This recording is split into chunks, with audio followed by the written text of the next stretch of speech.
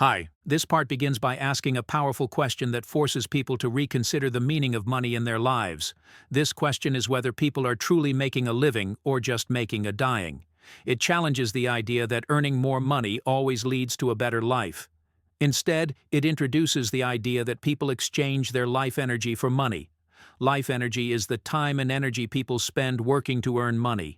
The authors suggest that by understanding this exchange, people can begin to make better decisions about how they spend both their time and their money.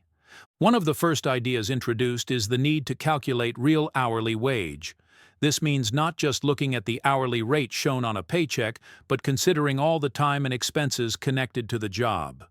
This includes commuting, getting ready for work, recovering from work stress, and spending money to make the job more bearable, like eating out or buying work clothes.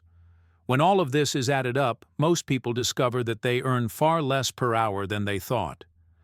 This realization can be eye-opening and often leads to changes in how people view their jobs and how much they value their time. The book then introduces a method for tracking every cent that comes into and goes out of a person's life. This step might feel tedious at first, but it is essential to creating awareness. By tracking every expense and income item, people begin to see patterns in their behavior.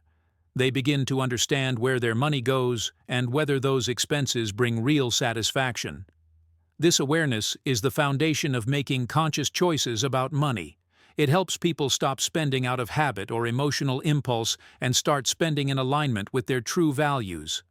A major concept in the book is the idea of enough. Most people are caught in a cycle of wanting more without ever pausing to ask, how much is enough? The book teaches that true fulfillment does not come from constantly acquiring more things. Instead, it comes from reaching a point where needs are met, and there is no desire for excess. This is different for everyone, but it involves recognizing the moment when additional spending brings no extra happiness. By identifying what is enough, people can begin to cut out unnecessary expenses and reduce the pressure to earn more just to keep up. Another important idea is transforming the relationship with money from being emotional and unconscious to being mindful and intentional.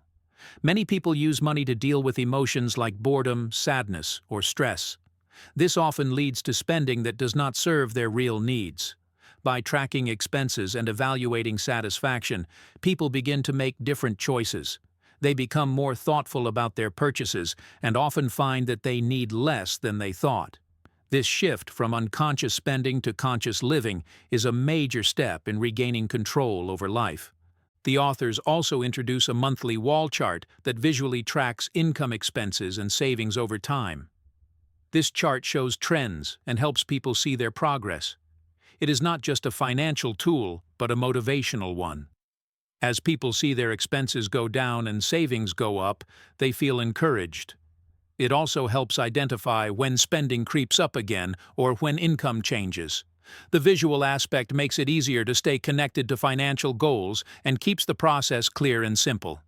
A central part of the program is creating a life that is both financially sustainable and emotionally satisfying. This does not mean living in poverty or being extreme in frugality. Instead, it means aligning spending with values and finding joy in simple things. It encourages people to focus on relationships, community, creativity, and meaningful work rather than material possessions. When people stop trying to buy happiness, they often find they already have what they need. Another key step in the book is analyzing each expense category and asking 3 core questions. These are whether the expense was worth the life energy it cost, whether it aligned with personal values, and whether it would be repeated in the future. These questions help people evaluate spending in a deep and personal way.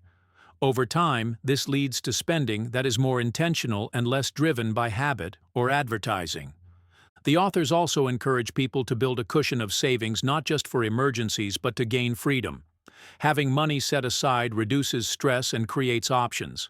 It allows people to make decisions from a place of strength rather than fear. It also opens the door to reducing work hours or changing careers. Savings becomes a form of empowerment rather than just a goal for retirement. The book introduces the idea of achieving financial independence through creating a source of passive income that meets basic needs. This does not always mean retiring completely. It can mean having the freedom to choose meaningful work without worrying about the paycheck.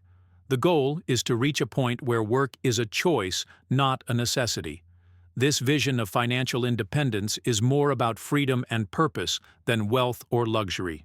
Thank you for listening, and please like the video and subscribe for more great upcoming content.